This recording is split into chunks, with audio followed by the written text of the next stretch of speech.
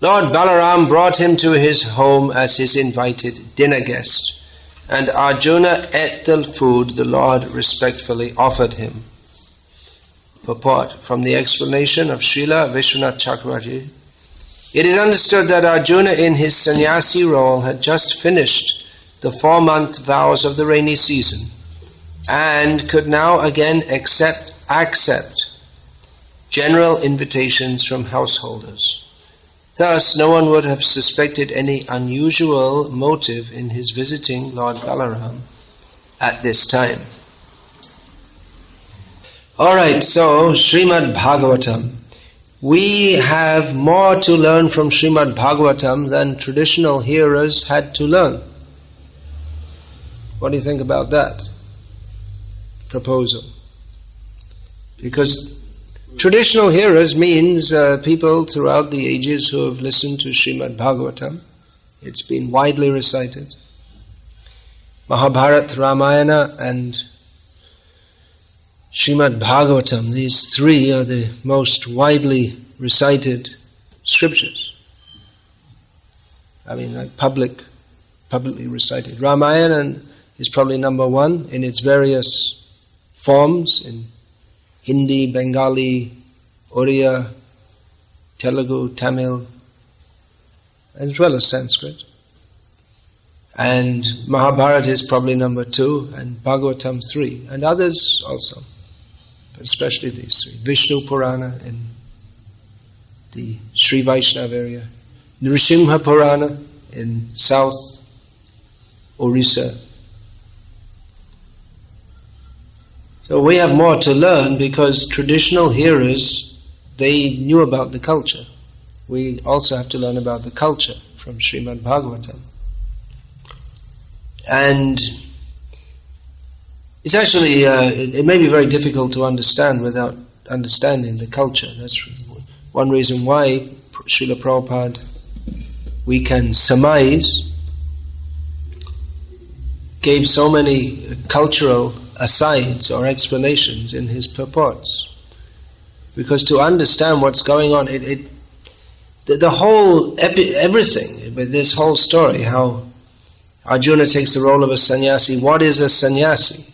Even in India, that has to be, people don't know what is sannyasi. I mean, they have a general idea, but it's been so messed up by bogus sannyasis that people think that anyone with an orange cloth on is a sannyasi, because people have taken advantage of the respect accorded to sannyasis. People like Arjuna and Indra, and Ravana, although the Ravana, they have taking the role of a sannyasi. They have misused it, and the result is, because I'm not blaming Arjuna here, I'm just talking about a consequence, is that people have taken the role of a sannyasi, because a sannyasi is offered food, we see here, is offered respect. So, well, that sounds good, doesn't it? You don't have to do anything and you get food and respect, but you do have to do it. One has to be a sannyasi, detached, formally renounced, not F-O-R-M-E-R-L-Y, not previously renounced, but having formally accepted the renounced order of life, the vows of renunciation, and following that, and he is respected. Srila Prabhupada said, wrote in one purport that sannyasi is respected for his practical renunciation. So the respect is there. Now, in San Diego, renunciation is not anything to be respected. It's considered something, if it exists at all outside of these four walls, it's considered something, I would imagine it's considered something very strange. Of course, there is that self-realization, what's it called? Self-realization fellowship. Do they have any renunciation? Not as far as, well, they have people like old sannyasis. They have sannyasis, yeah. They probably follow some rules. They're vegetarian. You don't really know. It doesn't really matter. The one I know is self. The one you know. Okay. We think. That's the problem. Yeah. So, but that was very much respected because pravritir sarvabhutanam nivrittistu mahapalam. That quote, by the way, about not study, this quote I just said is from Manu, and I believe, although I'm not sure, I have to look it up, that one about not studying during twilight, that may be from Manu also. Just that's something between me and Dravida Prabhu there. So the pravriti marg and nivritti marg are mentioned in the Vedas, among followers of the Vedas. Everyone's attached to pravritti marg, or the path of sense gratification, but nivritti, or the path of turning away from sense gratification, that gives the great fruit or the great result. But it's not easy, even in the time of Vedic culture, when probably most grihastas would be in many ways considered more renounced than many of today's sannyasis. In many, I mean, if a brahmana especially, the kind of life they led, they were busy in puja and study and yajna practically up to midday. They didn't eat till midday because they had to finish all their duties first. And the guests would come, they're busy looking after them, as is stated here. So it's under the context in which these pastimes are enacted. Balaram is the elder brother, to be respected on the level of the father. No one respects anyone, especially not their father, if they even know their father. With such a long way away from what is called culture. The Sanskrit word, which is often translated as culture, is Sanskriti, which sounds like Sanskrit, doesn't it? Sanskritam. But it's not really an exact translation. Culture is understood by anthropologists and sociologists to be the way of life of a people, the way they live, and the underlying values which lead them to lead the way of life that they do, the underlying worldview. But Sanskriti has a particular meaning that the sanskar, that which is based on sanskar, which means procedures for purification. So the Vedic culture is based around, everything is meant for purification. That's for everyone, not just the persons who are formally renounced, but everyone is supposed to be making progress towards a better destination, which is based on knowledge of the transmigration of the soul. So these, how Arjuna took advantage of this to take the role of a sannyasi. Now, he was respected, Shraddhaya, with faith. In modern Bengali, and it seems from the translation here, the Lord respectfully. It means, apart from faith, along with faith, the concomitant,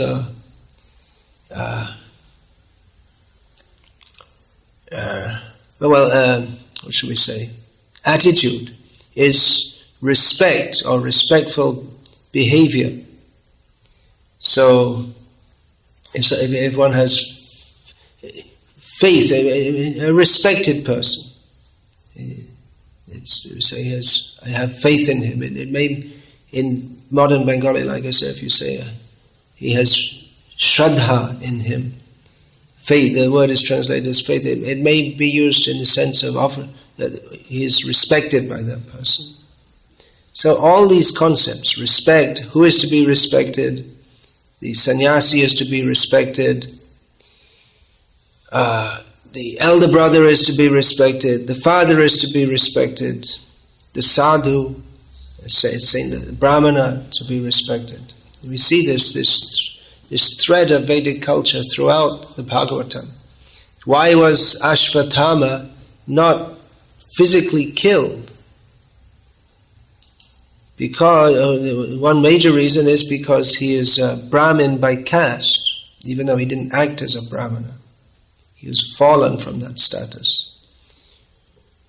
So, it could be given philosophical justification for killing him for the terrible sin of what he did.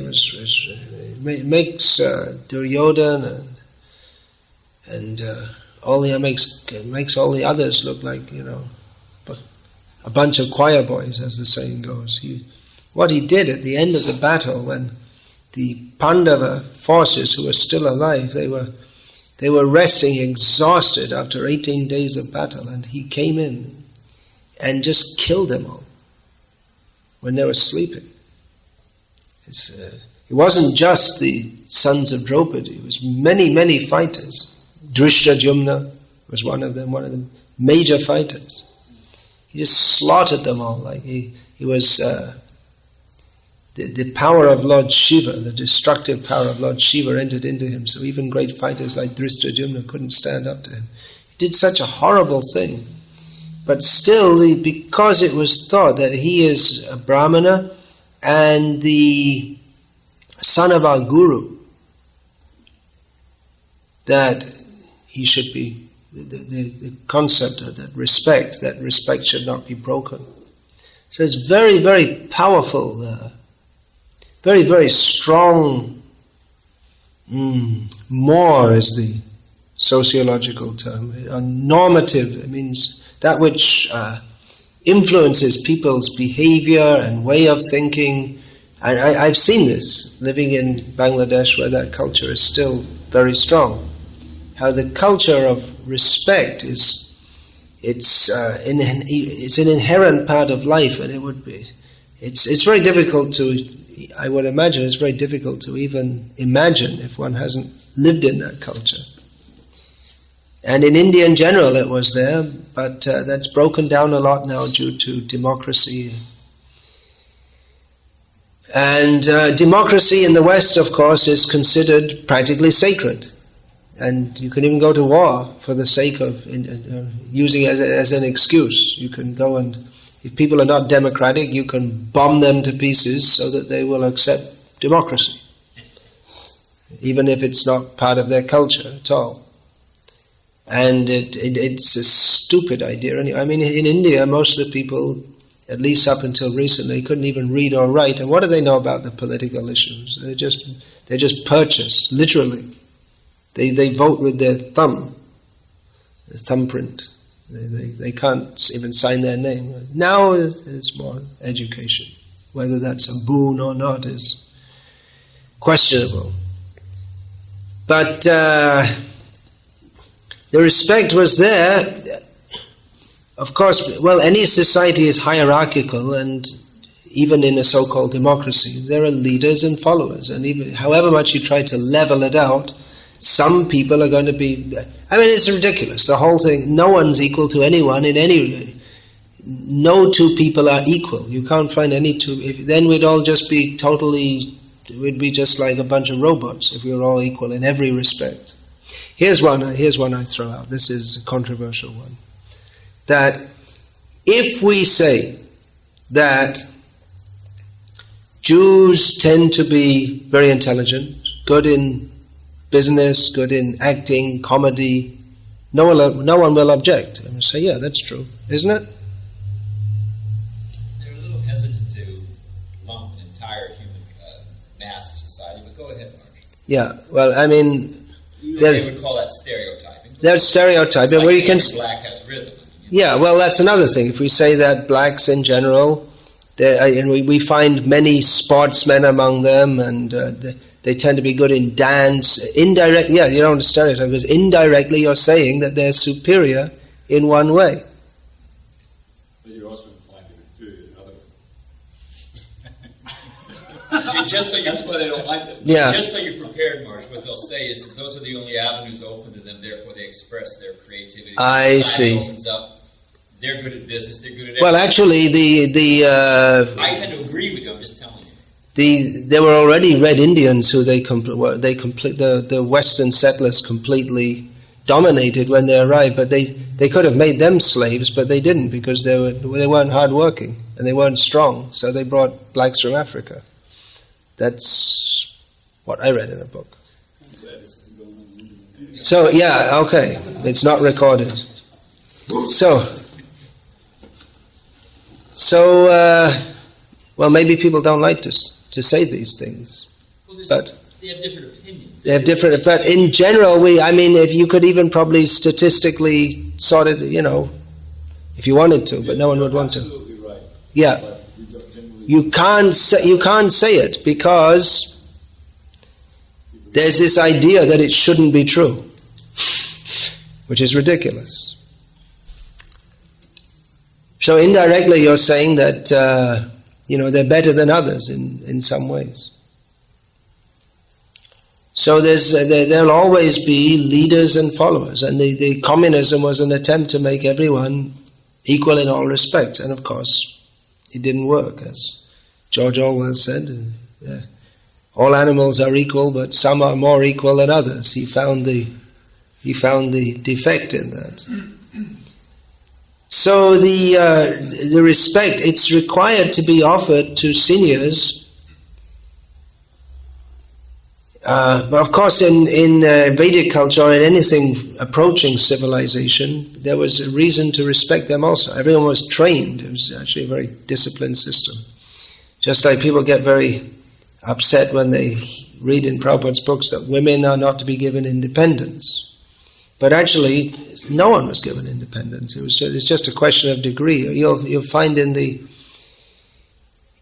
family that as long as the patriarch of the family is alive in a joint family, then everyone has to do what he says. A man may have grandsons, but he still has to follow. If he makes any major decision, he has to consult his father, as long as his father's alive.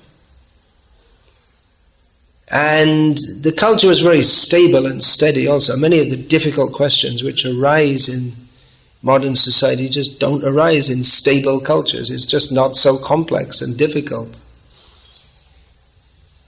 And that culture was going on literally for thousands of years. This culture which we're reading about now, of inviting sannyasis to the home, with respect, that's going on even now. That particular feature of the culture is going on even now. And that's Krishna's culture. That's the culture that Krishna lives in. So, yeah, we have a lot to learn about, although it's presumed by modern Western man that we are at the pinnacle of human civilization. We've thrown out all those useless things of the past, and now we have come. Now we've understood that all the old ways of thinking, they're simply repressive. But actually that society produced people of fiber, of integrity, and a society in which people lived as contented lives without having to go through various seminars and read many books about self-improvement, and you have to read a book about how to have children, because it's such a funny thing. It's just everything that people do. They have to read a book to get some training in it, and then there's big gurus, as they're called, who profess the values of being honest, and then you choose do you want to do that or not.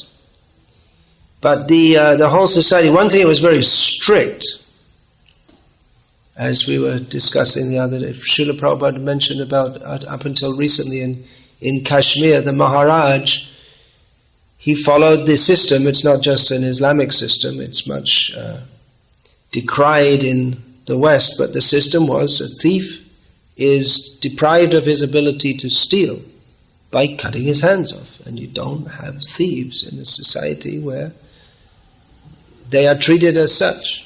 They're damn afraid. One thing is people are afraid, and if they're caught, then that's it. Of course you may say, well, someone made a mistake, so then they're stuck with it for life. Well, the culture was, the system was, the risk of making a mistake. You could say it's a risk of making a mistake. But the other side is, if you don't want to take that risk, then you have modern society in which you can't even walk on the street without fear of being attacked. And you have both hands, yeah. Well, a few people might not have them, but as a result, the punishment was severe, and crime was very little. That was there in Russia until recently. The communist society was what we would call a repressive society, but at the same time, crime was very little. Of course, there wasn't much to steal. But as soon as freedom was given, then all bad elements came out, and the Russian mafia runs much of Europe nowadays, so we're told, and much areas of even the land of the free. Yeah. I was told in the Czech Republic, practically they run everything. All the businesses have to pay their money and everything. So they weren't there previously. The freedom is granted in Vedic culture to Brahmanas especially. And Kshatriyas, but they also have to act under the direction of the Brahmanas. So Brahmanas are persons who are renounced. They don't have materialistic motives.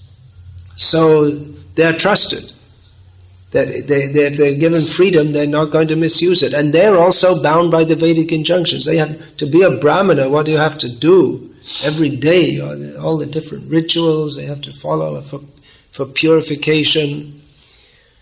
So it's a completely different outlook on society. Of course, traditional societies up until recently all over the world also had similar values, respecting seniors, this rampant divorce and it wasn't there anywhere in the world until recently. So, is it better? Is modern society better? That we have to see. It appears that, what is that? Égalité, fraternité. What's the other one? Liberté. The principles of the French Revolution. Liberty, fraternity, egalitarianism. It seems that the idea of granting this to everyone would be very good. It's based on the supposition that people in general are good. And if given freedom, they will use it properly. But practically we see the opposite. That if they give it people, unless most people, especially in Kali Yuga, unless they're disciplined, they won't be good. They'll misuse it. How many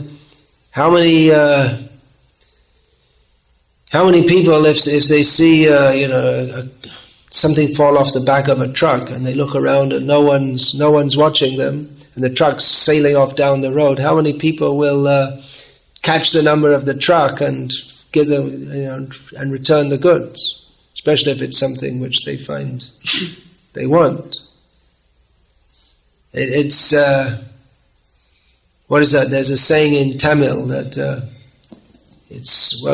about this so-called Brahmanas, that a Brahmana is 100% a Brahmana in the temple, 50% in his home, and when there's no one watching, he's a Shudra.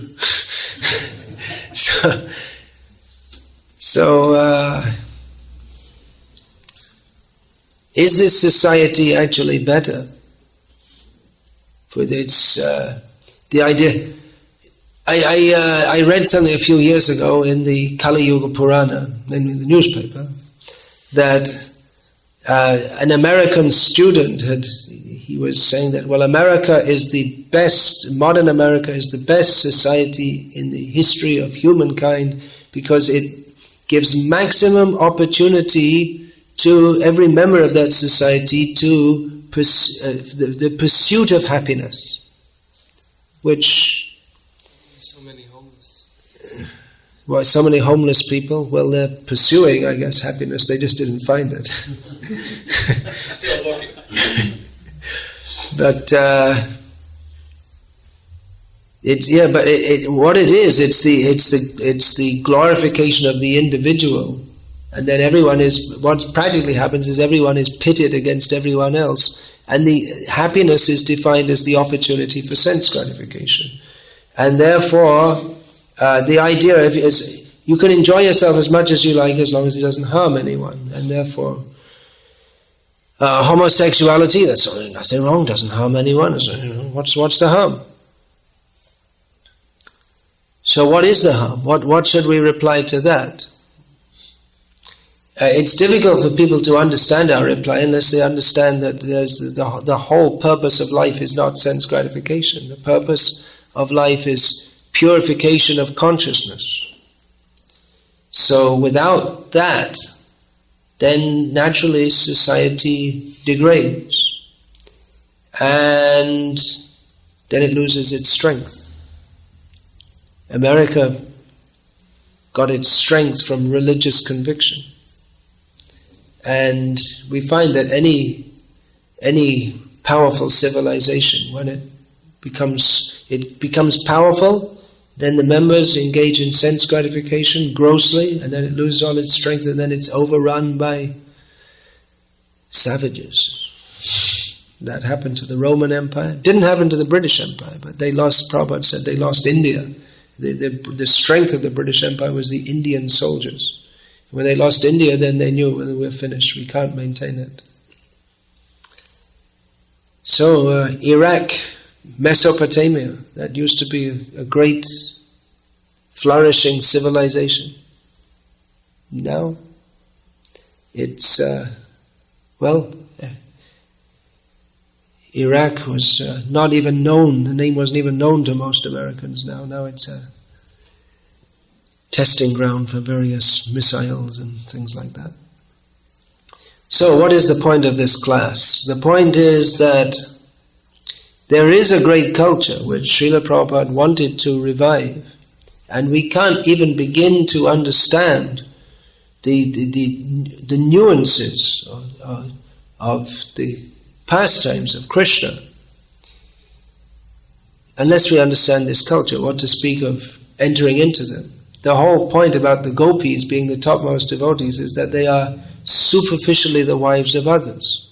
And in modern society, if someone is the wife of someone else and they go off with another man in the middle of night, that's, tough luck for the husband.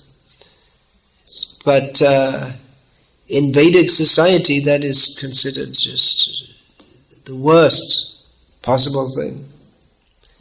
But their giving up their respectfulness, they gave up everything for Krishna, that is glorified, that is their sacrifice, that they offered everything to Krishna. So without understanding this culture and without acting according to this culture, we can't really be devotees at all. Because in devotional life, humility is practically demonstrated not simply by saying, please accept my humble obeisances, but by acting respectfully. And of course, Vaishnava respects everyone, but there's what is it? Bhaktivinoda Thakur says, Shakale Shaman, Karite Shakate Dehonata Jata Jata. Please, he's praying to his guru, that give me the ability to respect all suitably. Jata Jata. Here means in a proper way. So we respect the ant, not by putting him on a pedestal and offering him arati, but by not treading on him. Srila Prabhupada, he was brought to the zoo in Bhubaneswar once for a walk, and a lion was in a cage, and some of Srila Prabhupada's disciples were goading the lion because he was in a cage to try and make him angry. And Prabhupada told them not to do that. He said, after all, he's a lion. So even the lion is to be, Prabhupada was implying that he should be respected. He's a lion. He's in a cage, but he's a lion. So don't annoy him. unnecessarily. So all living beings are to be respected. Gurus are to be respected. This was Arjuna's whole dilemma. Guru means simply one meaning is someone who is senior, so that's parents, anyone who's older by age, anyone who's higher by caste, a learned brahmana, especially a learned brahmana, and all Vaishnavas are gurus. Among Vaishnavas, they see all Vaishnavas, all other Vaishnavas as gurus. And especially those who are teaching, giving instruction, guiding others, and those who are giving mantras in a formal manner. Mantras are only to be given in a formal manner. They are to be respected to the extent that one can give one's very life for them.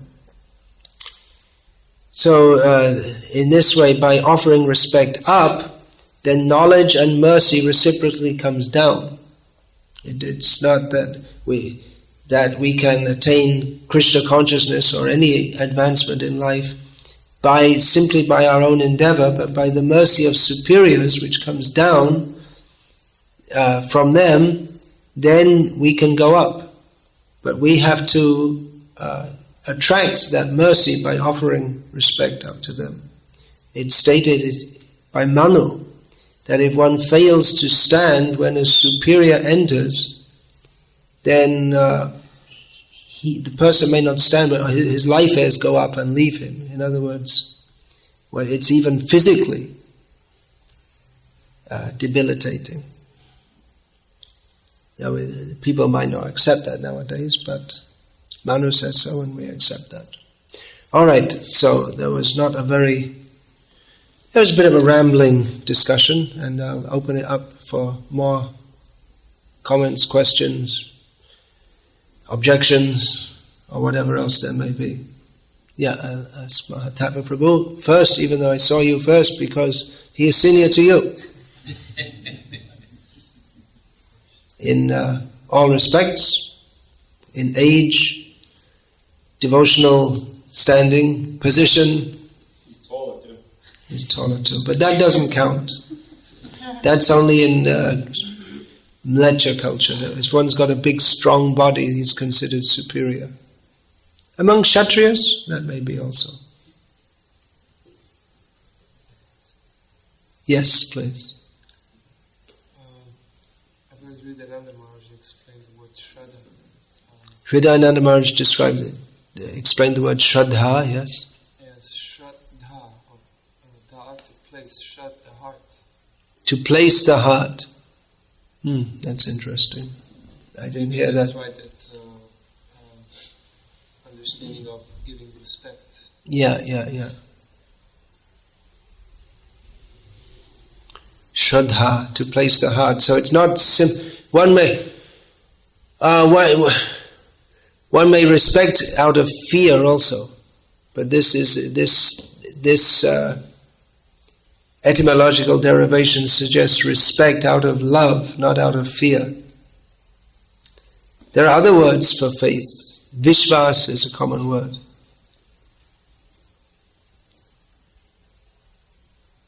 Yes. Sorry. A question about Ashvatthama. Heinous crime committed. Yeah, that's the word Prabhupada used. Heinous. Heinous. And he was, then he throws this brahmastra. They're running after him, and he's running. Throw the brahmastra. He throws the brahmastra. Arjuna counteracts it. Eventually, they arrest him, right? And then the question is whether to kill him or not. Okay, shouldn't be killed because he's a Brahmin. There are various reasons why he shouldn't be killed. They're offered.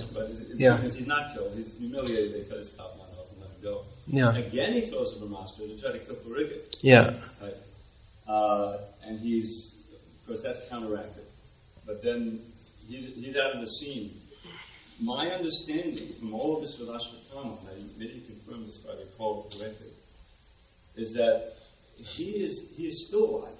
Oh yeah, he's one of the 7 Chiranjeevis. Yeah, and that when the new Satya Yuga begins... Yeah, this is a common question. He'll become one of the Saptarshis. Or Vyas, he becomes a Vyas. So he's the next Vyas. How is How is that? Well, how is that Ashvatthama, who's such a baddie, becomes Vyas? It's a long time to be purified. Well, I heard he's wandering incognito in Vrajadham. I saw that somewhere. I can't say exactly where. Again, it's one of those things. There's unlimited work to do in Shastric research, in philosophy, in culture, in Puranic history. Why such and such a person was born. In Garga Samhita, there's a lot of narrations of, in the previous life, such and such was like this, and the... we're given so much instruction that, someone should be recognized not by his birth, but his qualities. We are given so much instruction, someone should be recognized by his birth and not by his qualities, but nevertheless, in Vedic culture in general, it's generally the birth is considered very important. It's definitely there in Mahabharata with the whole history of Karna, who is right in Bhagavad Gita. Is it Krishna or Arjuna? In the 11th chapter refers to him as Sutaputra, the son of the chariot driver. They always refer to, the Pandavas always refer to him as Sutaputra, insultingly, the son of a chariot driver. So it was very important, because generally one is born in such a situation because of his eligibility due to previous karmas. He's placed by the Daiva Netrena, and then he's brought up in that culture. So it's generally expected that the son of a Brahmana becomes a Brahmana. And the culture was, nowadays if someone's into martial arts, we say they're a Kshatriya, for instance. We say, this is a Kshatriya devotee, but the businessman of today can be the employee of tomorrow and vice versa. There's no clear distinction between the varnas. But it was a very clear distinction in Vedic society.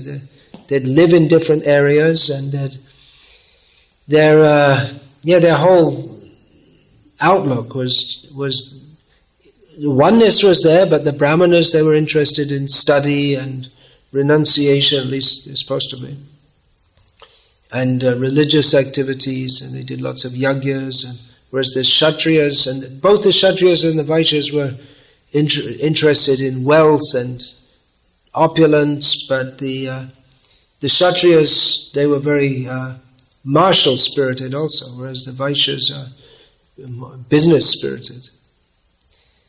And the Shudras, they're again in another category. They need to be dependent on others. And then again within Shudras we find there are so many lot of different occupations. But we find in Bhagavatam, of course, the sons of Rishabdev, there's the Navayogendras who are Brahmanas, and then there's 9. There's others a few others, and then most of them were Kshatriyas, and like that. So it's not, generally it's fixed, but there may be. So we find the Jabali, the son of Jabala, in the Satyakama, who became. So I don't know if everyone's following. Dravida Prabhu understands all this, but it's.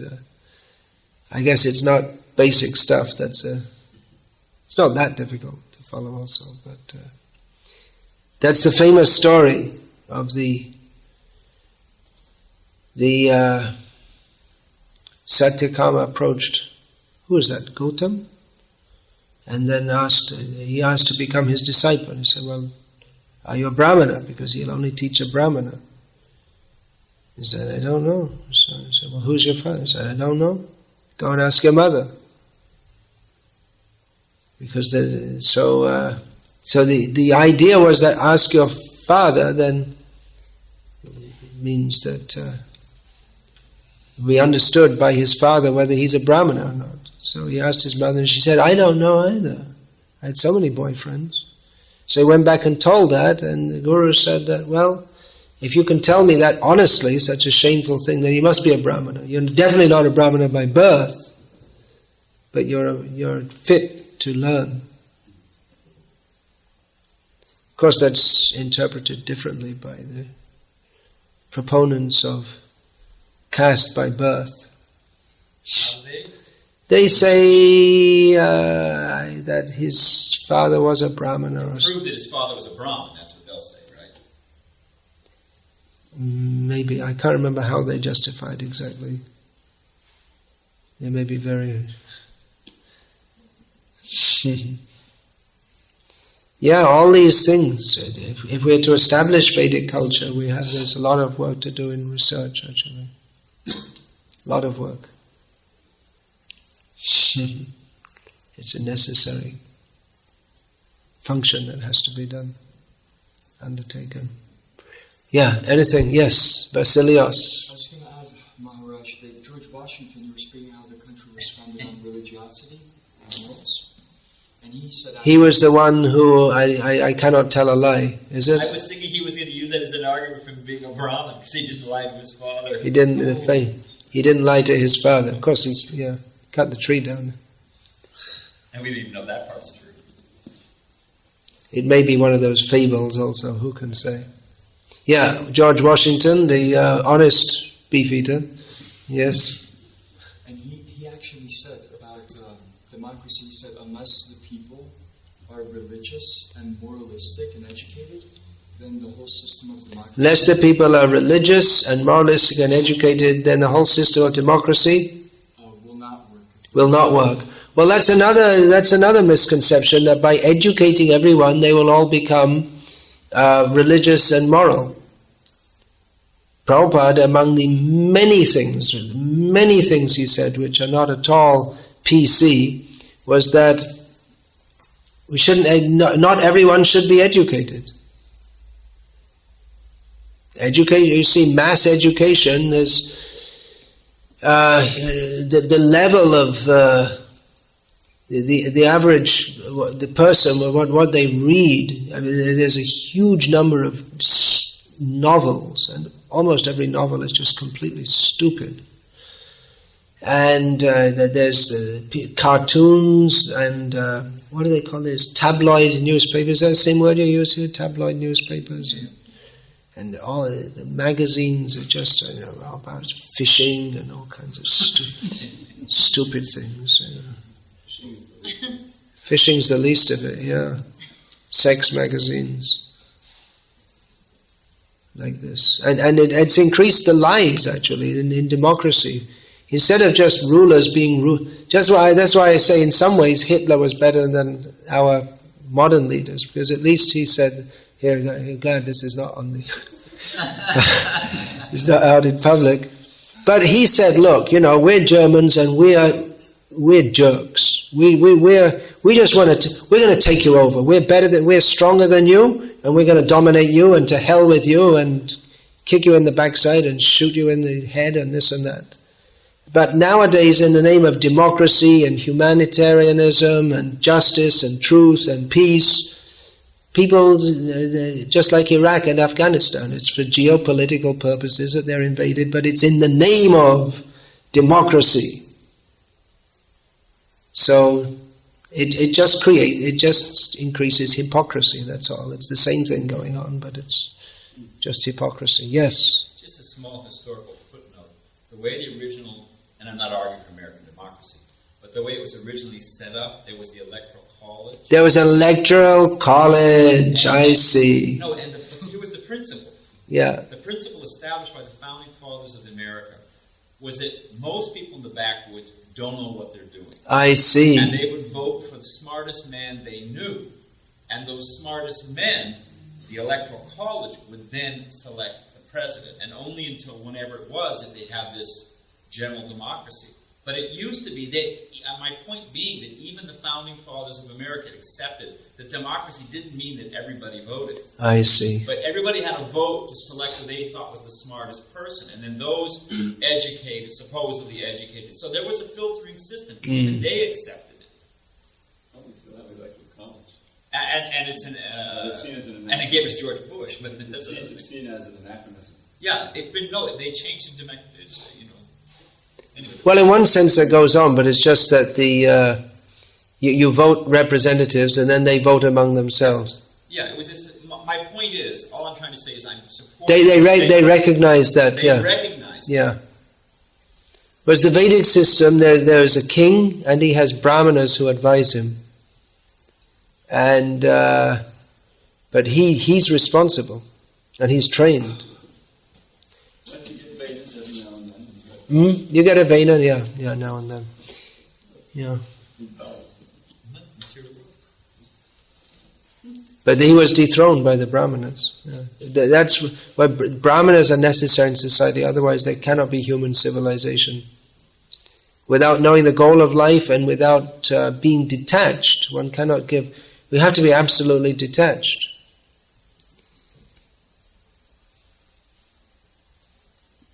Yes, so time is going on. That's a profound statement, it's true, and it's always true, and we'll end the discussion here. Hare Krishna, all glories to Srila Prabhupada. Srimad Bhagavatam ki jai. Hare Krishna.